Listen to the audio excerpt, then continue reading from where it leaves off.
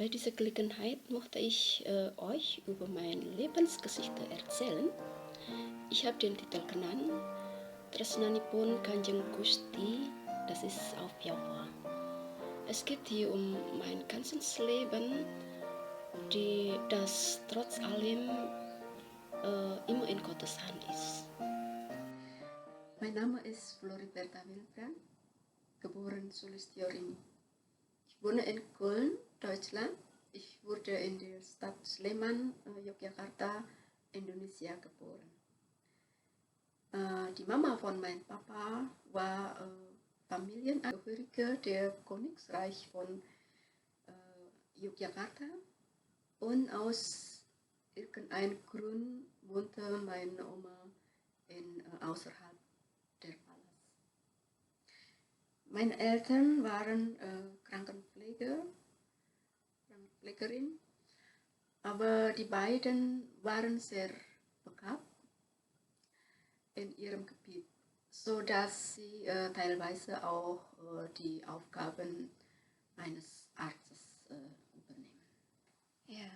Abgesehen von ihrer eigenen Praxis machen sie auch viele Hausbesuche und trotz der Schwierigkeiten, Umstände fand mein Vater einen Weg, Pferde zu halten und mit diesem Pferd von Dorf zu Dorf die Patienten besuchen und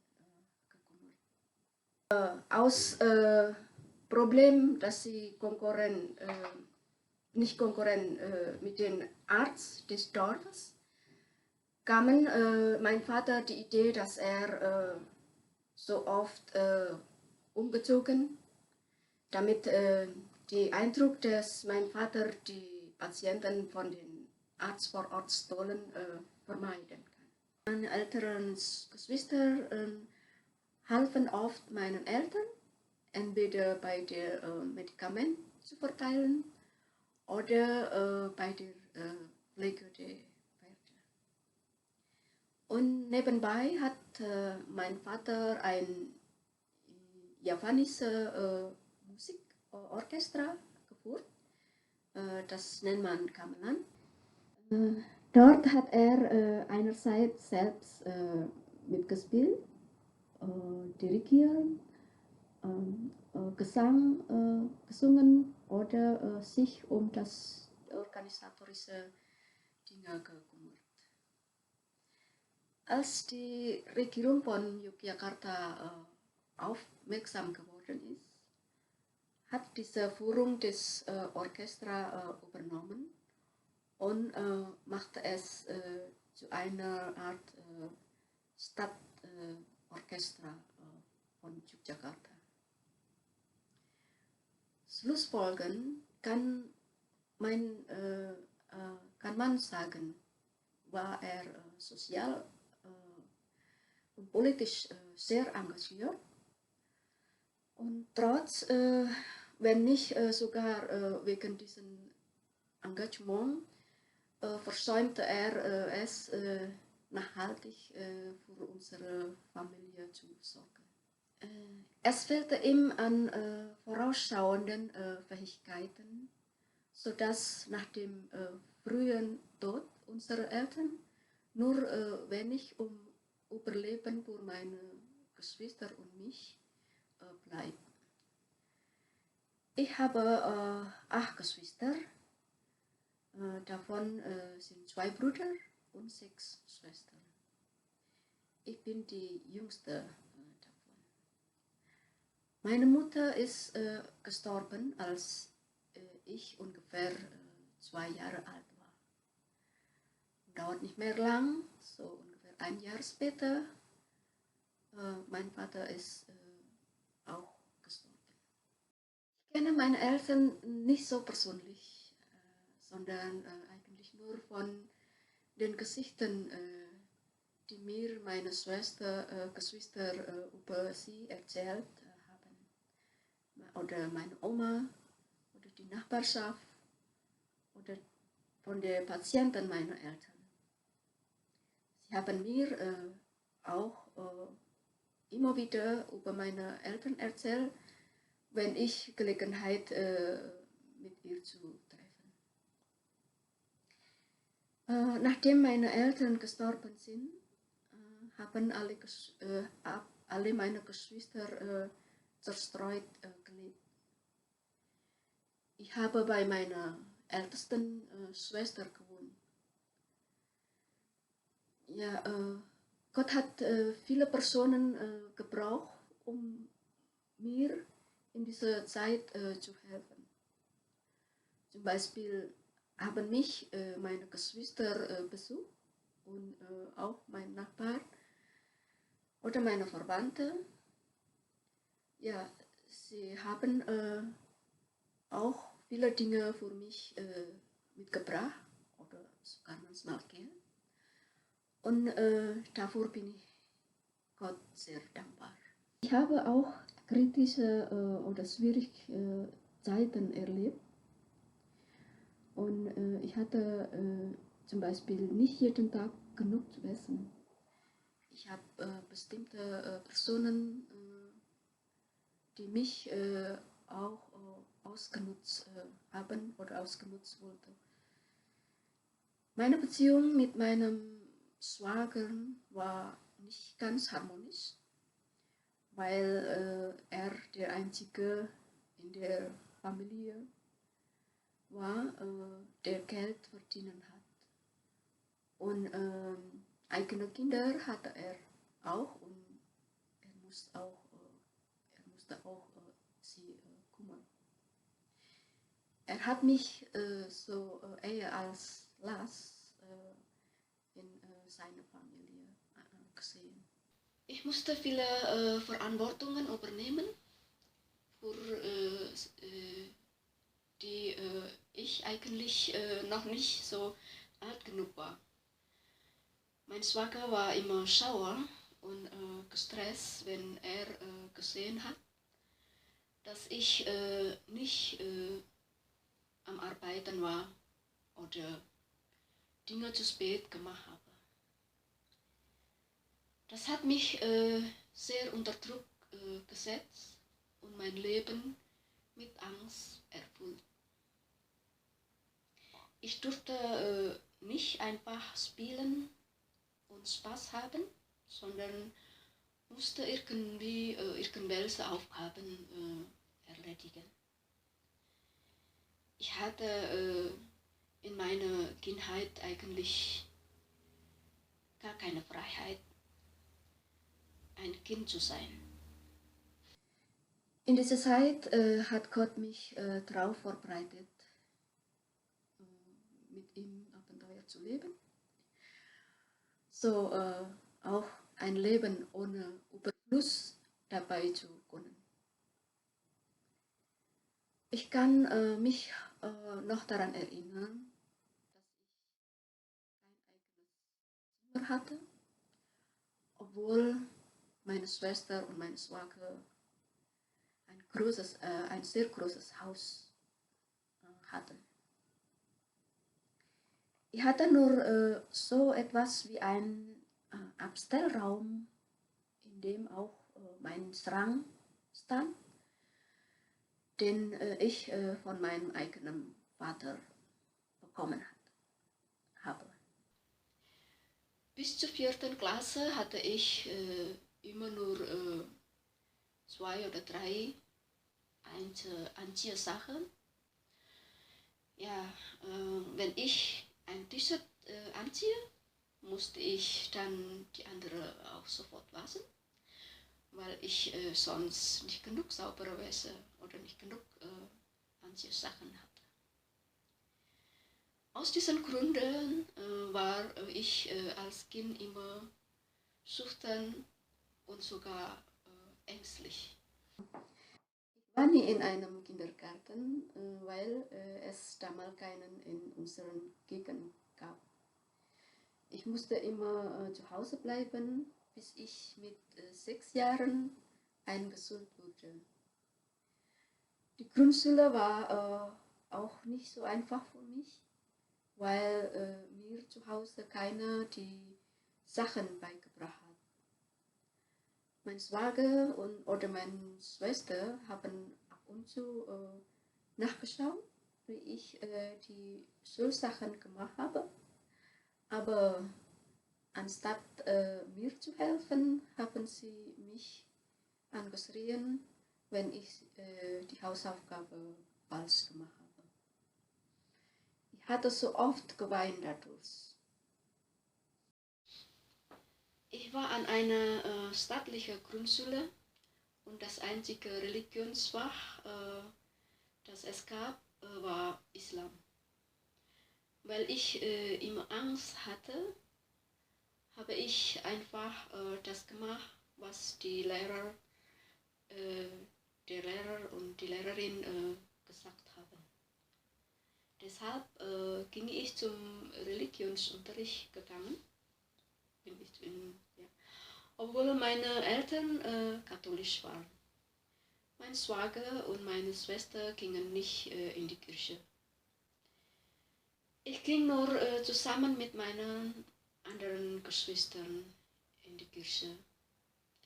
Sie gaben mir oft Sachen oder Geld und ja, auch das Wichtigste ist, dass sie mich beigebracht, in die Kirche zu gehen.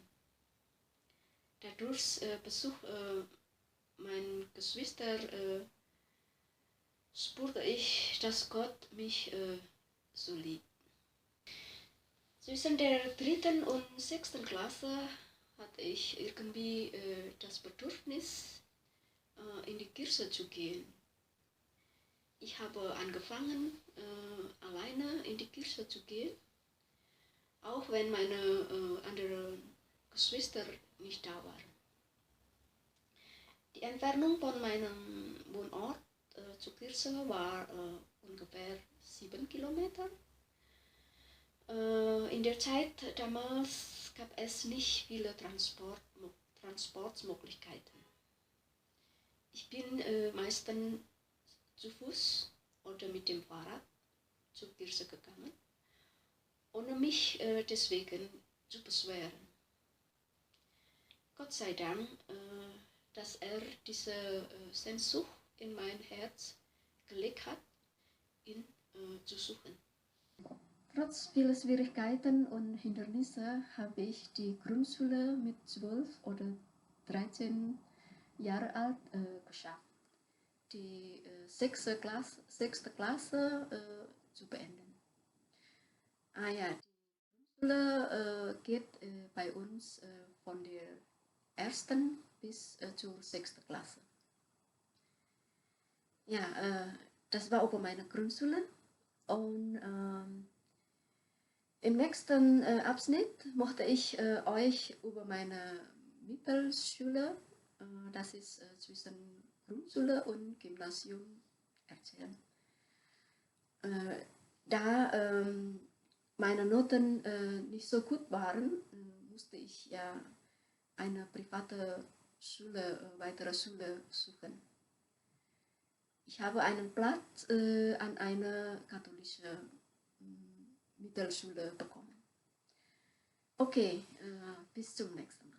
Ja, guten Tag, liebe Freunde. In dieser Gelegenheit zu passende meine Erzählungen über meine Kindheit euch zeigen, was mein Lieblingsessen in der Zeit war. Das ist Tempeh, das besteht aus Sojabohnen. Hier in Deutschland gibt es in Asienladen, aber leider nur mit Plastikschale. Und in Indonesien gibt es noch viele, die original mit Bananablätter oder andere Blätter gemacht. Das schmeckt besser. Ja, zuerst möchte ich zeigen, wie man kocht. Kann man verschiedene Modelle kochen.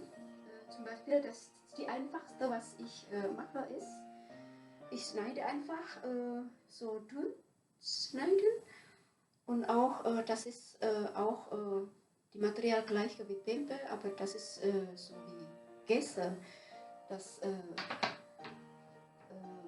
so fein gehabt. Ja. Das schneide ich normalerweise so dünn und dann von da bereite ich, das ist die Hauptgewürz für uns, Knoblauch. So Knoblauch 10. Man nimmt 1 oder 2, je nachdem wie viel man mag. Und dann, bevor geschnitten, am besten kurz drücken, damit den Geschmack raus. Ja, danach können wir dann klein schneiden und in eine Schüssel oder Teller und dann zusammen mit Salz und Pfeffer, das ist ziemlich einfach, und ein bisschen Wasser. Und danach ja, können wir den Tofu oder Tempeh ein bisschen marinieren, so kurz oder ein paar Minuten, so ein bisschen drücken, dass die Gewürze reingehen. Und ja, und dann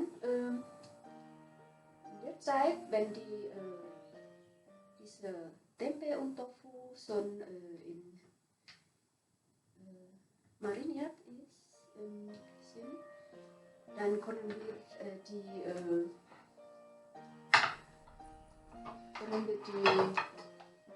Pfanne mit dem Öl schon vorbereiten. Ich nehme normalerweise Pfanne, die ein bisschen hoch ist, damit das Öl nicht überall spritzt. Und wir machen den Ofen schon an und machen ein bisschen heiß erstmal. Und tu dann Öl drauf, nicht zu viel und auch nicht zu wenig. Also halbe Zentimeter oder so. Okay. Und warte ein bisschen warm oder heiß ist, aber nicht zu heiß, damit nicht überall spritzen. Wir nehmen erstmal den Tofu, weil der Tofu braucht eigentlich mehr Öl. Tofu erstmal.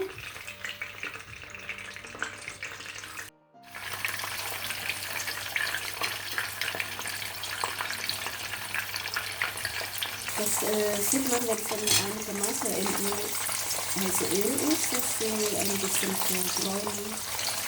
Das kann man auch ein bisschen bearbeiten und direkt essen oder kann man mit anderen Gewürzen zusammen kochen. Manche mögen so ganz angebraten, aber ich persönlich, ich mag lieber so halb braun, halb weiß.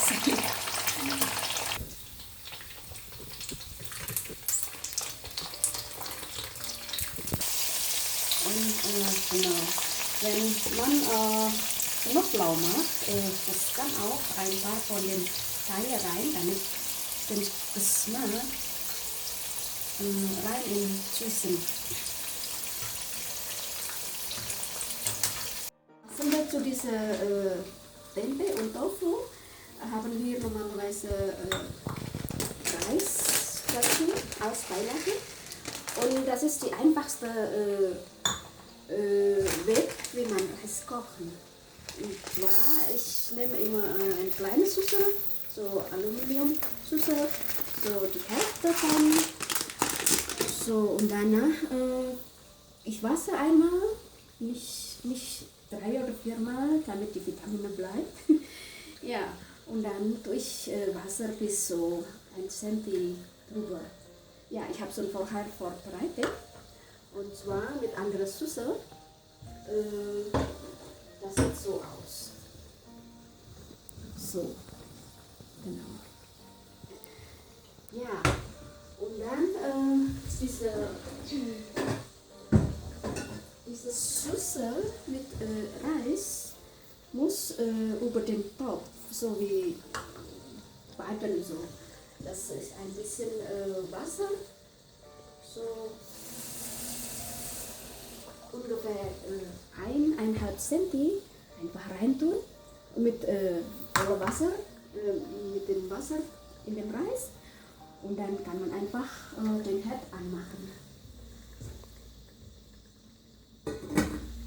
In der Zeit, während ich brate, normalerweise mache ich gleichzeitig den Reis an, damit gleichzeitig so beide warm zum Essen, so nicht noch warten auf Reis und dann die Tofu und Tempeh so kalt, das ist dann nicht gut. Deswegen mache ich gleichzeitig, sobald ich Tempeh und Tofu anfangen, dann mache ich auch den Reis an. Ja. Ich habe immer in Grundschule gelernt, dass man Gemüse essen soll. Ja, das finde ich auch gut. Ich esse auch gerne Gemüse. Und obwohl dieser Tofu und Tempeh ist eigentlich Soja, aber trotzdem, Gemüse ist immer dabei bei mir. Und diesmal habe ich einfach diese Gemüse von den Laden in der Nähe hier. Und das mache ich so einfach, dass ich einfach die Spitze hier abmachen und ja, und dann das ist so ein sauber, wenn die Spitze so weg ist, dann kann man den Rand auch ein bisschen so abmachen, damit nicht stört beim Essen. Hm? Ja, okay. Und diese Gemüse mache ich einfach mit Wasser kochen. Und zwar ein bisschen Wasser in einen Topf und etwas Salz, damit etwas Geschmack haben. Ein bisschen Ups. Hier. Und entweder ein bisschen Öl oder Butter geht auch. Was Butter?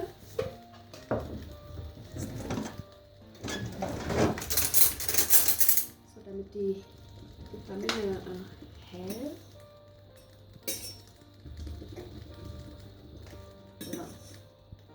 Und dann das Wasser so kocht, kann man dann die Gemüse reintun und kurz abkochen und dann kann man direkt servieren. Das Reis ist nach 15 Minuten, 20 Minuten, es sieht so gut aus. Eigentlich kann man so essen, aber weil wir ja noch Gemüse kochen, kann man noch ein bisschen machen. Und das ist original japanische Muntu oder Ulakan. Das ist zum Mal so die Gewürze, die wir haben. Und diesmal habe ich einfach Chili reingetan und Knoblauch, immer wieder Chili, Knoblauch und ja, wenn man mag, man kann auch Karamellpaste reintun oder auch nicht. Und dann ich nehme ein Stück von dieser Tempeh, die nicht so gar war, rein und dann zermatzen. Eigentlich ja, so ein bisschen. Ja, wenn so etwas zerdrückt und dann ein bisschen gemischt ist und dann da kann man so servieren. Ja, so. Auch ist, dann kann man diese grüne Gemüse, was man mag, reintun und dann kurz rühren. Ja, wir trinken in Java auch viel Tee und ich mache jetzt Tee Tubruk. Tee Tubruk ist so Tee einfach in der Tasse tun, nicht so viel. Und einfach mit so heiß gekochtem Wasser reintun. Ja? Und dann sieht es so aus und dann man trinkt während dem Essen. Diese Art von Teetubruk ist sehr gut, wenn wir gerade eigentlich Fleisch essen, damit ein bisschen den Fett von dem Fleisch in unserem Körper reduzieren. Ja, so, jetzt ist Tempe und Tofu ist schon fertig. Jetzt bringe ich den Reis auf den Tisch, dann auch die Gemüse dazu, dann können wir anfangen zu essen. Reis ist so ein Gemüse gar und alle anderen, die Gemüse und auch den Tofu und Tempe ist auch schon fertig und den Sambal.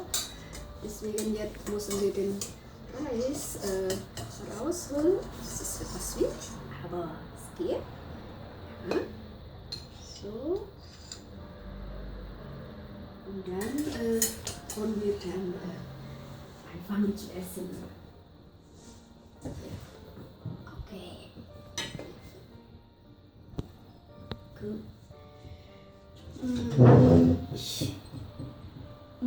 Ich nehme ein bisschen Reis für mich und probiere, ob den Sambal schmeckt, so wie ich vorgestellt. Mal gucken. So.